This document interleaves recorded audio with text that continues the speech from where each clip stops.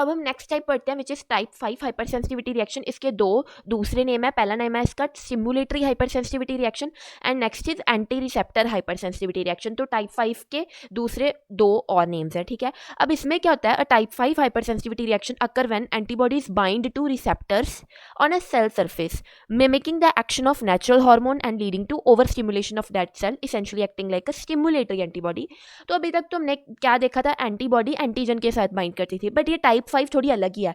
Type 5 hypersensitivity reaction में पता क्या होता है, जो एंटीबॉडीज होती है, जो रिसेप्टर साइट्स होती है ना, जहाँ पर उन्होंने कोई केमिकल को रिसीव करना होता है ना, तो उस केमिकल की जगह वहाँ पर एंटीबॉडी आ जाती है और वो रिसेप्टर साइट को बाइंड करनी स्टार्ट कर जाती है। ये मैकेनिज्म चलता है टाइप 5 हाइपर सेंसिटिविटी रिएक्शन में, जिसके कारण अब वो रिसेप्टर साइट में क्या आ रही है, एंटीबॉडी बार बार लगी जा रही है ना, जिसके कारण overstimulation of that cell will occur. उस सेल की रिसेप्टर साइट पे बार बार अब एंटीबॉडी लग रही है, जो अभी मैंने क्या वहाँ पर लिखा है, mimicking the action of natural hormone. उस रिसेप्टर साइट पे नेचुरल हार्मोन ने लगना था, पर उसकी जगह पे एंटीबॉडी लग रही है, उसके एक्शन को वो मिमिक कर रही है, जिसके कारण वो सेल क्या कर रहा है, ओवर स्टिमुलेट हो रहा है। फाइन। अब इसकी हम पहले ये देख लो, leading to cell proliferation and differentiation instead of killing.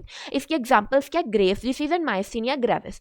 So Graves disease it is related to thyroid. इसमें क्या होता है, ग्रेव्स डिसीज ये दोनों ही ऑटोइम्यून डिसऑर्डर्स हैं। तो ग्रेव्स डिसीज में क्या होता है, अभी हमने क्या पढ़ा कि रिसेप्टर साइट पे एंटीबॉडी बाइंड कर जाती है, तो जो थायराइड ग्लैंड के सेल्स हैं उस पर एंटीबॉडी बार बार बाइंड कर रही है, जिसके कारण वो थायराइड ग्लैंड के सेल्स को स्टिमुलेट कर रही है, जिसके कारण production of thyroid hormones increase हो गई, मतलब कि हाइपरथायराइडिज्म कॉज कर दिया। This is what Graves disease mean. तो मतलब अपने ही सेल्स, अपनी ही एंटीबॉडीज, ऑटोइम्यून डिसऑर्डर कैसे हुआ, खुद की ही एंटीबॉडीज अपने ही सेल्स को खराब कर रही है, जिसके कारण हाइपरथायराइडिज्म हो रहा है।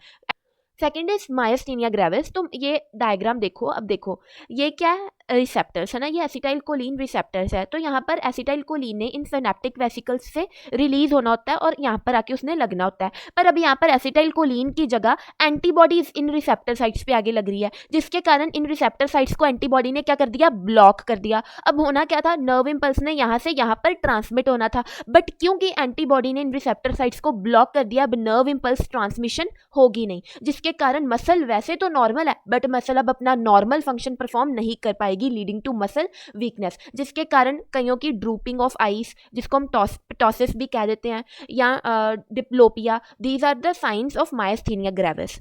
ठीक है, यहाँ पर टाइप 5 हाइपर सेंसिटिविटी रिएक्शन खत्म हुई, हमने उसकी दो एग्जांपल्स देख ली, both are autoimmune disorder. The first one is related to thyroid gland, the other one is related to muscles. ठीक है, अब यहाँ पर हमने 5 के 5 हाइपर सेंसिटिविटी रिएक्शन खत्म कर लिए।